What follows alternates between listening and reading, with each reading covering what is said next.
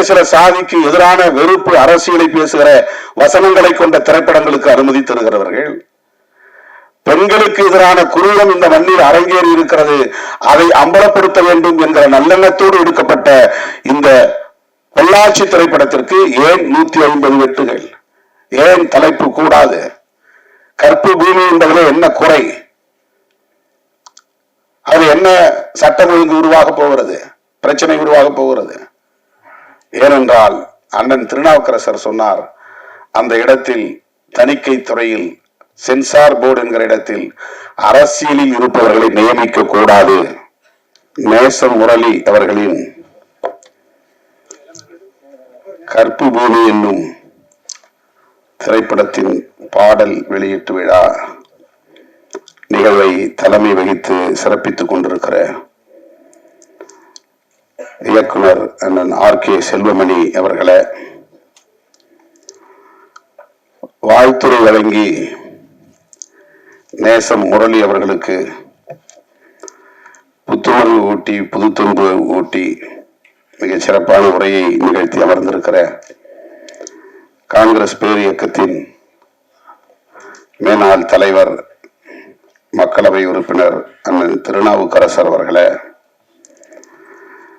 தமிழக வாழ்வுரிமை கட்சியின் தலைவரும் சட்டமன்ற உறுப்பினருமான அன்பு இளவல் திரு வேல்முருகன் அவர்களை, திரு பிரபுதாசன் அவர்களை,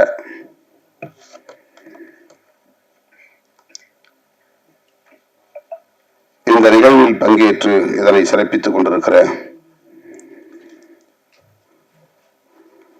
பல்வேறு அமைப்புகளை சார்ந்த, திரைக்களத்தை சார்ந்த ஆளுமைகளே, தம்பி கிருபாநிதி அவர்களே, கராத்தே மோனீஸ்வரன் அவர்களே, திரு பன்னீர்செல்வம் அவர்களே, உங்கள் அனைவருக்கும் என்னுடைய பணிவார்ந்த வணக்கத்தை தெரிவித்துக் கொள்கிறேன். காலையில் இருந்து தொடர்ச்சியாக பல்வேறு நிகழ்ச்சிகள், அடுத்தடுத்து பல்வேறு நிகழ்ச்சிகளில் நான் பங்கேற்க வேண்டிய ஒரு நெருக்கடியான நிலையில் இங்கே வந்து சேருவது சற்று காலத்தாழ்வு நேர்ந்து விட்டது. அதற்காக பொறுத்தருள வேண்டும் என்று கேட்டுக்கொள்கிறேன். இசையமைப்பாளர் ஆனந்த் தேவா, நம்முடைய ஆனந்த் தேவா அவர்களுக்கும் என்னுடைய, ஸ்ரீகாந்த் தேவா அவர்களுக்கும் என்னுடைய வணக்கத்தை தெரிவித்துக் கொள்கிறேன்.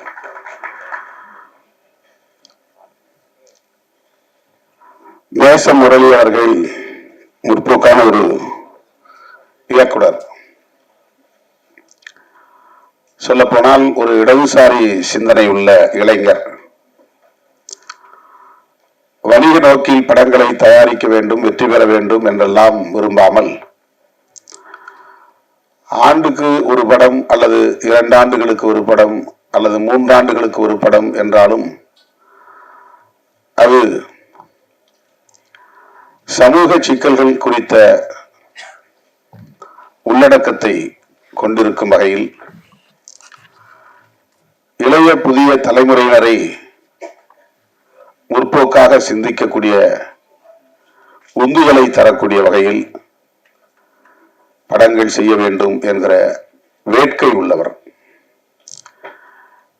இந்த படம் பொள்ளாச்சி என்ற பெயரில் தயாரித்து இயக்கி முடித்த நிலையில் என்னை அழைத்து அண்ணன் RK செல்வமணி அவர்களின் அலுவலகத்திலே வைத்து அறிமுகப்படுத்துகிற நிகழ்ச்சியையும் நடத்தினார். அந்த நிகழ்ச்சியின் போது இந்த கதை குறித்த தகவல்களை எங்களோடு பகிர்ந்து கொண்டார். மிக துணிச்சலான ஒரு முயற்சி. பொள்ளாச்சியில் நடந்தேறியது ஒவ்வொருவரும் வெட்கி தலைகுனிய வேண்டிய மிக மோசமான, கொடூரமான, குரூரமான குற்றச்செயல். நாம் அனைவரும் அதை கடந்து சென்று விட்டோம். ஒரு நாள் செய்தியாக ஊடகங்களில் பார்த்துவிட்டு அப்படியா என்று அதிர்ச்சியோடு நாம் அடுத்த வேலைக்கு போய்விட்டோம். அது எவ்வளவு பெரிய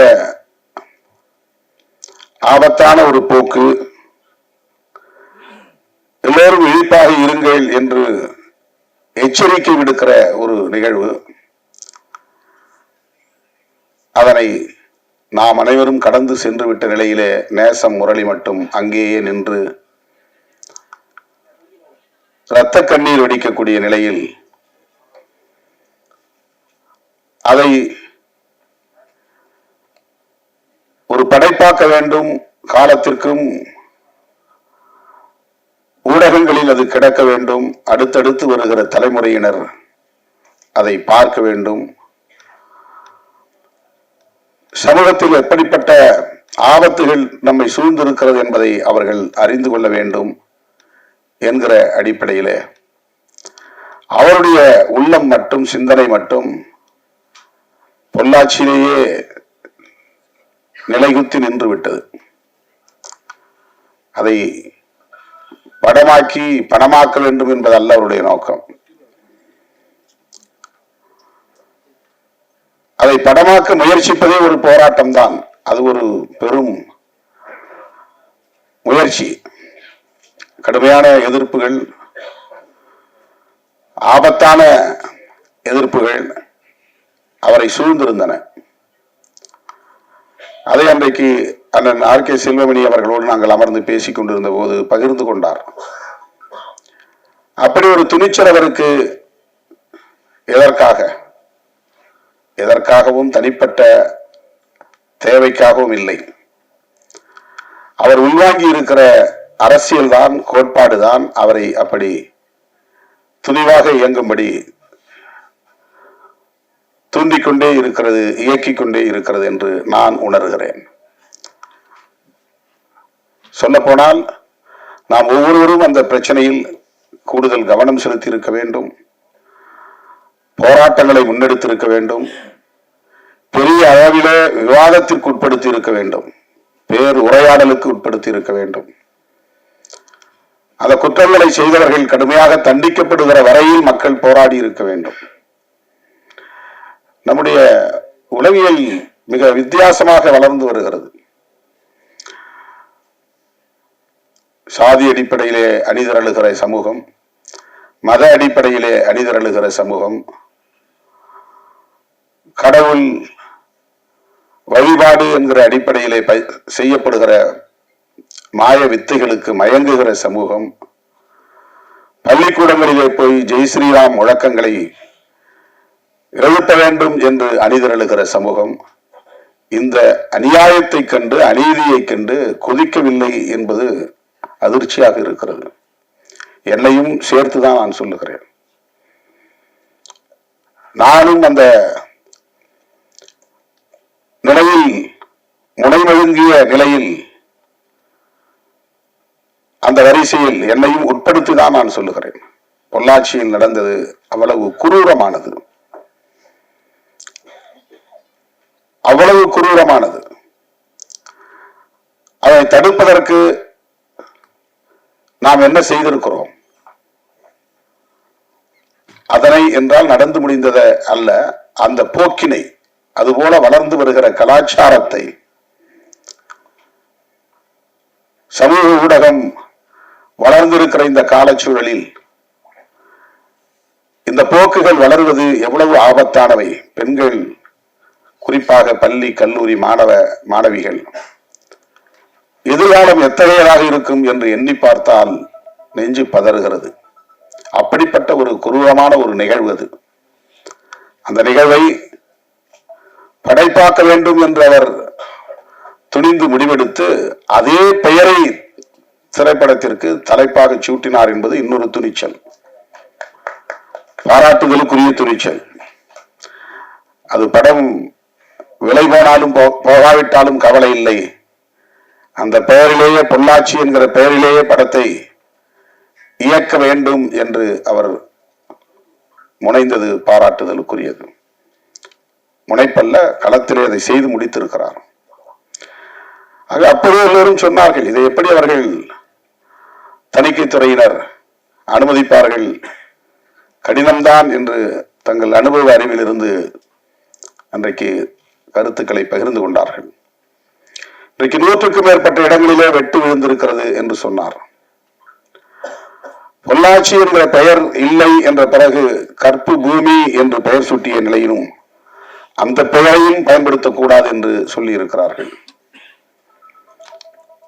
வந்தவுடன் வேல்முருகன் அவர்கள் என்னிடத்திலே சொன்னார், இந்த பெயரையும் பயன்படுத்தக்கூடாது என்று தடை விதித்திருக்கிறார்கள். கண்ணகி சிலையை பயன்படுத்தக்கூடாது என்று தடை விதித்திருக்கிறார்கள். நாடு எங்கே போய் கொண்டிருக்கிறது? அவர் அந்த வேதனையை வெளிப்படுத்திய போது என்னால் அதை உள்வாங்கி செரிக்க முடியவில்லை, ஜீரணிக்க முடியவில்லை. நான் 90களிலே ஒரு கவிதை எழுதினேன். எதனையும் எதிர்கொள்ள இரு விழிப்பாய், எதனையும் எதிர்கொள்ள இரு விழிப்பாய், இமயம் போல் தடைவரிலும் எகிரிப்பாய் என்பது அந்த வரிகளின் தொடக்க வரிகள். எதை பற்றியும் கவலைப்படக்கூடாது. அதனால்தான் படத்தை அங்கு பாட்டை வெளியிடுங்கன்னு சொன்னேன். எதனையும் எதிர்கொள்வோம்.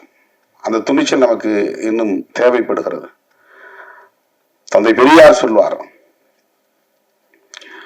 நீ போராடி போராடி ஒரு உரிமையை வென்றெடுப்பாய், பாராளுமன்றத்தில் பேசி அதற்கு பாதுகாப்பான ஒரு சட்டத்தையும் இயற்றுவாய். ஆனால் அந்த சட்டமே செல்லாது என்று சொல்லுகிற நீதிமன்றத்தில் அவன் அமர்ந்திருப்பான். நீ இயற்றுகிற சட்டமே செல்லாது என்று சொல்லுகிற இடத்தில் அவன் இருப்பான் என்று சனாதன சக்திகளை முன்னுணர்ந்து சொன்னவர் தந்தை பெரியார். ஆனாலும் கூட அதை எதிர்த்து நாம் போரிட வேண்டுமானால் அந்த பின்னணி முழுமையும், வரலாற்று பின்னணி முழுமையும் நாம் உணர்ந்திருக்க வேண்டும். எங்க சனாதனம் இருக்கிறது என்று கேட்கிறார்கள். இந்த வரலாற்று பின்னணி தெரியாதவர்கள். ஏன் சனாதனத்தை எதிர்க்க வேண்டும் என்கிறார்கள்? வரலாற்று பின்னணி தெரியாதவர்கள். ஏன் அந்த கட்சியை எதிர்க்கிறீர்கள் என்று கேட்கிறார்கள்? வரலாற்று பின்னணி தெரியாதவர்கள். RSS ஒரு இயக்கம் தானே, அதை எதிர்த்து ஏன் பேச வேண்டும் என்கிறார்கள்? வரலாற்று பின்னணி தெரியாதவர்கள். வரலாற்று பின்னணியை தெரிந்து கொண்டால் நிச்சயமாக இந்த கேள்விகளே எழாது. தனிப்பட்ட முறையிலே நமக்கு எந்த அரசியல் பகையும் இல்லை. இது ஒரு கோட்பாட்டு பகை. கௌதம புத்தர் காலத்திலிருந்து தொடர்கிற ஒரு யுத்தம் இது. இன்றைக்கு நேற்றைக்கு உருவான பகை அல்ல, மோதல் அல்ல. இந்த யுத்தம் 2500 ஆண்டுகளாக தொடர்கிறது. கண்ணகி சிலையை பயன்படுத்தக்கூடாது, படத்தை பயன்படுத்தக்கூடாது என்றால் என்ன பொருள்? கற்பு பூமி என்பதே என்ன சிக்கல் இருக்கிறது? அதுல என்ன சட்டம் ஒழுங்கு இங்கே உருவாகிட போகிறது? சாதி பெயரில் திரைப்படத்துக்கு அனுமதி தருகிறவர்கள் வெளிப்படையாக ஒரு குறிப்பிட்ட சாதியின் பெயரோடு படம் தயாரிக்கப்படுகிறது. அந்த படத்திற்கு அனுமதி தருகிறவர்கள் சாதி பெருமையை பேசுகிற கதை உள்ளடக்கத்தை கொண்ட திரைப்படங்களுக்கு அனுமதி தருகிறவர்கள், குறிப்பிட்ட சில சாதிக்கு எதிரான வெறுப்பு அரசியலை பேசுகிற வசனங்களை கொண்ட திரைப்படங்களுக்கு அனுமதி தருகிறவர்கள், பெண்களுக்கு எதிரான குரூரம் இந்த மண்ணில் அரங்கேறி இருக்கிறது, அதை அம்பலப்படுத்த வேண்டும் என்கிற நல்லெண்ணத்தோடு எடுக்கப்பட்ட இந்த பொள்ளாச்சி திரைப்படத்திற்கு ஏன் 150 வெட்டுகள்? ஏன் தலைப்பு கூடாது? கற்பு பூமி என்பதில் என்ன குறை? அது என்ன சட்டம் ஒழுங்கு உருவாக போகிறது? பிரச்சனை உருவாக போகிறது? ஏனென்றால் அண்ணன் திருநாவுக்கரசர் சொன்னார், அந்த இடத்தில் தணிக்கை துறையில் சென்சார் போர்டு என்கிற இடத்தில் அரசியலில் இருப்பவர்களை நியமிக்க கூடாது. அரசியல் கட்சிகளில் இருப்பவர்களை நியமிக்க கூடாது என்று புரிந்து கொள்வது ஒரு புறம். ஆனால் இன்றைக்கு அவர்கள் எல்லாவற்றையும் அரசியலாக்கிவிட்டார்கள். எல்லாவற்றையும் அரசியலாக்கிவிட்டார்கள். நீங்கள் எந்த துறையிலே போனாலும் அந்த கருத்துள்ளவர்கள் இருப்பார்கள். அரசியல் துறையில் ஈடுபடாதவர்கள் நீதித்துறையிலே இருப்பார்கள், கல்வித்துறையிலே இருப்பார்கள், திரைத்துறையிலே இருப்பார்கள், இலக்கிய துறையிலே இருப்பார்கள், கலைத்துறையிலே இருப்பார்கள். எல்லா இடங்களிலும் இது ஒரு போராட்டம். நேசம் முரளிக்கு மட்டும் நேர்ந்த ஒரு போராட்டம் அல்ல. தனிப்பட்ட முறையிலே அவருடைய படைப்புக்கு எதிராக இங்கே நிகழ்த்தப்படுகிற ஒரு ஒடுக்குமுறை என்றதை நாம் பார்க்க முடியாது. கருத்தியல் சார்ந்த பகைதான் இதன் உள்ளே உள்ளடக்கமாக இருக்கிறது என்பதை நாம் புரிந்து கொள்ள வேண்டும். பெண்களுக்கு இழைக்கப்படுகிற அநீதி குறித்து, பெண்களுக்கு பாதுகாப்பு இல்லை என்கிற சூழல் குறித்து ஒரு படம் பேசக்கூடாதா? அது யாருக்கு எதிரான கருத்து? ஏன் அவர்கள் அச்சப்படுகிறார்கள்? 100க்கு 100 இது கருத்தியல் சார்ந்த ஒரு பகைதான். நேச முரளி உள்வாங்கி இருக்கிற இடதுசாரி அரசியல் தான். இடதுசாரி அரசியல் என்றால் கம்யூனிஸ்ட் என்று மட்டும் நீங்கள் எண்ணிவிடக் கூடாது. வலதுசாரி சிந்தனைக்கு எதிரான முற்போக்கான சிந்தனை அனைத்தும் இடதுசாரி சிந்தனைகள் தான். பழமைவாதத்திற்கு எதிரான சிந்தனைகள் எல்லாம் இடதுசாரி சிந்தனைகள் தான். ஜனநாயகத்தை பேசுகிற அனைத்தும் இடதுசாரி சிந்தனைகள் தான். பன்மைத்துவத்தை பேசுகிற அனைத்தும் இடதுசாரி சிந்தனைகள் தான். ஒரே நாடு ஒரே கலாச்சாரம் என்றால் அது வலதுசாரி சிந்தனை. ஒரே மதம் ஒரே கலாச்சாரம் என்றால் அது வலதுசாரி சிந்தனை, பன்மைத்துவத்திற்கு எதிரானது. ஒரே நாடு ஒரே தேர்தல் என்பது பன்மைத்துவத்திற்கு எதிரானது. ஆகவே அதை எதிர்த்து பேசுகிற, வலதுசாரி அரசியலை எதிர்த்து பேசுகிற அனைத்தும் இடதுசாரி அரசியல் தான். சிபிஐ, சிபிஐஎம், சிபிஐஎம்எல் போன்ற கட்சிகளிலே சேர்ந்தால் மட்டுமே அவர்கள் இடதுசாரிகள் என்று எண்ண தேவையில்லை. நேச முரளி எந்த கட்சியும் சாராதவர், ஆனாலும் அவருடைய சிந்தனை இடதுசாரி சிந்தனை என்று நாம் புரிந்து கொள்ள வேண்டியிருக்கிறது. அருமை தோழர்களே, இது நேச முரளி மட்டுமே எதிர்த்து நின்று போராடக்கூடிய ஒன்று அல்ல. மேடையில் அமர்ந்திருக்கிற நாம் அனைவரும், அனைத்து தரப்பு ஜனநாயக சக்திகளும் முரளியின் பக்கத்திலே நின்று குரல் கொடுக்க வேண்டிய தேவை இருக்கிறது, போராட வேண்டிய தேவை இருக்கிறது. இந்த துறையை சென்சார் போர்டை எதிர்த்து இந்த படத்திற்காகவே நாம் ஒரு போராட்டத்தை முன்னெடுக்க வேண்டும்.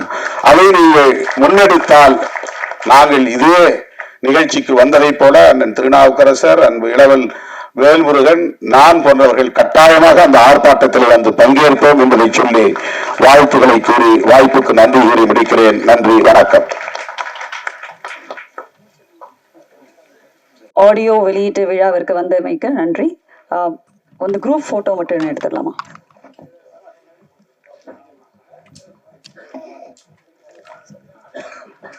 படக்குழுவினர் அனைவரையும் அன்போடு மேடைக்கு அழைக்குமாறு தாழ்மையுடன் கேட்டுக்கொள்கிறோம்.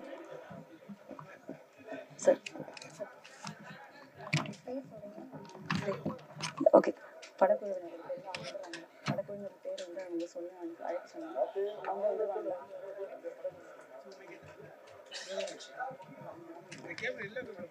படக்குழுவினர் அனைவரையும் அன்போடு மேடைக்கு வருமாறு தாழ்மையுடன் கேட்டுக்கொள்கிறோம்.